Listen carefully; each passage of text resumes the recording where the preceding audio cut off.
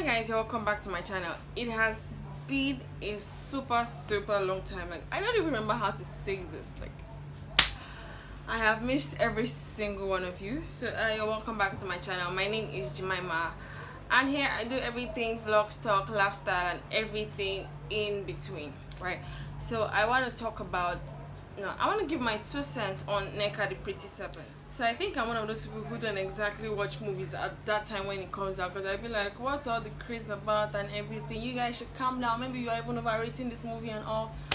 So I happened to not watch the Nneka The Preety Serpent when it came out, and I am just watching it. And I've actually even watched this movie twice, because I was like, what is going on in this film? Like, everything is... Anyway, so let's talk about the fine side. So it has a very fine storyline, in the sense that, first of all, they're trying to like remake a very old movie, right? How old was I when the movie even came out? I don't even know. I guess I must have watched it when I was really small, like when I was this small. And I don't even remember what happened. I don't remember what happened in the movie at all.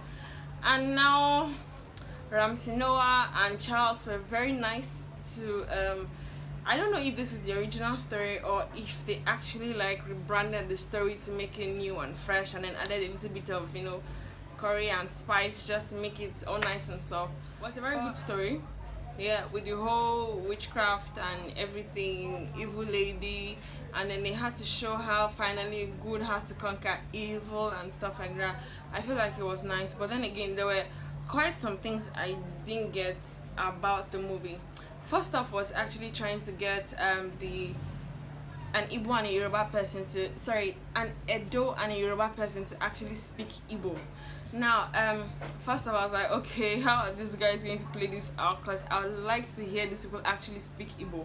Although listening in the movie, it actually didn't sound bad. It sounded sort of okay, and I also don't even know if it's where I downloaded my movie from, but it was all through sounding like a voiceover. Like, especially the part where they were supposed to speak Igbo, it was sounding like a voiceover. I was like, okay, like what is going on? I mean, with Bimbo Adimoye and Idia Aisen, both of them trying to speak like Igbo. It was sounding so much like a voiceover. So I don't know if it's where I got the movie from. I don't know if it's their site. It just sounded totally like at the beginning of the movie, right? When it got to that part where they were on a bus, and then she suddenly feels like she's hearing maybe something's calling her name, and then she comes down and now goes to the house of that Suseya or the Babalawo or the medicine woman, and then gets her palms checked out and stuff. Okay, fine, all of that one is nice and stuff.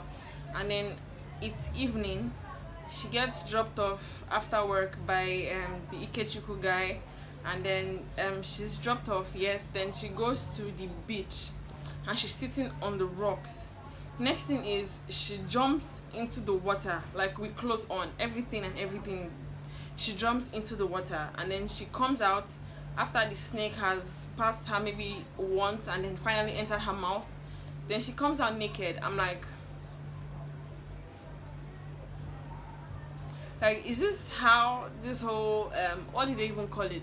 Is this how this thing works? You go in with clothes and then you come out naked? Because I'm like, I don't understand. I would understand maybe if your hair is all over the place, or maybe if you're just not balanced or something, but like naked, you will need to be calming down, because it's not, you need to explain this thing. I'm not understanding it, right? So because of the name being Nneka The Preety Serpent, at one point I was actually expecting that she was going to shape shift.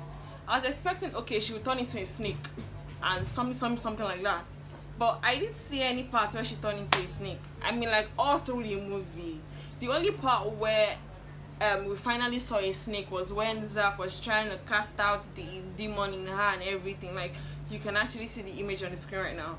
Like, he was trying to get the snake out of her. He was trying to take out Nneka out of Nneka. And I was like, okay, so this is the only part where we're going to see a snake. Because at one point I was thinking you're going to do the whole cobra, you understand, like the whole snake thing. I was expecting to see, okay, shape shifting. There was even one part where a car door was open. I was expecting, oh, she's going to turn into a snake and enter this car and just go and kill that man there.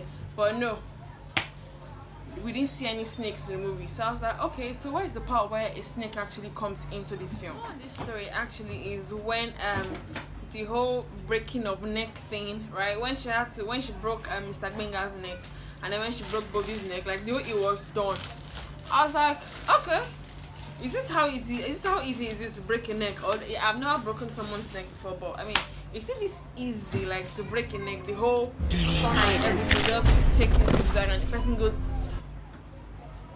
just like that. Like, is it that easy to break a neck? Okay.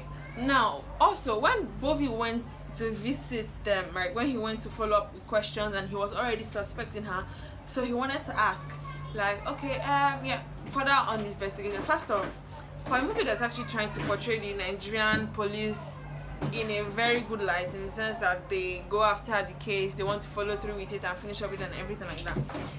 First off, I don't think any policeman goes to visit someone by himself. Like, an inspector will go and visit you by himself. He won't come with maybe a corporal or a sergeant or something. He just goes by himself. Now, that's one. Second, after he gets killed, right, she just drags his body maybe into a closet or into a spare room or something, and his legs sticking out. So my question was, when that guy came in, did he not see maybe Bobby's car lying somewhere, and he's like, is this not this policeman? Like, is this man, did this man come and disturb you or something? There was no question. That's one. Also, well, we never got to really find out if she disposed of his body or if she left the body there to rot and to just decay. So I'm like, okay, these are loose ends. Somebody needs to fix this up for us, you understand? The policeman actually took up the case from where it stopped. So basically, Bobby just died, and he just died. Or the policeman, I've forgotten what his name was in the movie, he just died, and then the death just went like that. No other policeman took it up and was like, oh, let's check out what happened to this guy. This guy went on a mission to go and check out so and so. What happened to him? We don't know why he didn't come back. We don't know what happened. And for the fact that he already had a suspect, that's like somewhere to pick up a case from. Do you understand? And also the fact that this is where he went to last. But the story just basically died like that. There was no further investigation. Nobody took it up. Nobody dragged it. He just went. Now, one other thing I really don't understand with the movie is the part where Ramsey Noah came in, like at the end of the movie, when she was at her restaurant, and then he came in as a new customer, and she was like, hi, may I get you something? And she's like, do you know who I am?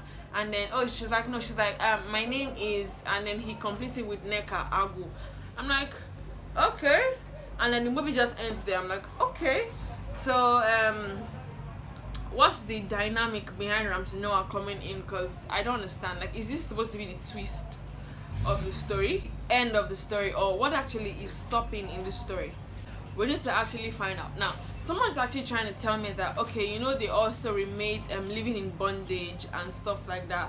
So chances are they're also trying to remake these old movies and maybe trying to piece them up together. I'm like, okay, they're trying to maybe make it like Justice League or something like that, like when they show us the life of Superman, Batman, Green Ring, Hulk and stuff, and then just put everything all together in the same place. I'm like, okay, let's see how far this actually goes, since we've already seen living in bondage, and now it's Nneka The Preety Serpent. Let's see which one is next. So guys, thank you for watching this video up to this very point. So please don't forget to like this video, to share this video, to subscribe to this video, right? If you feel like you don't agree with stuff that I've actually said, maybe you feel like, oh no, the movie was better than what I said and stuff, please leave your comments in the comment section. Please keep your opinions there. I'd really love to see what you have to say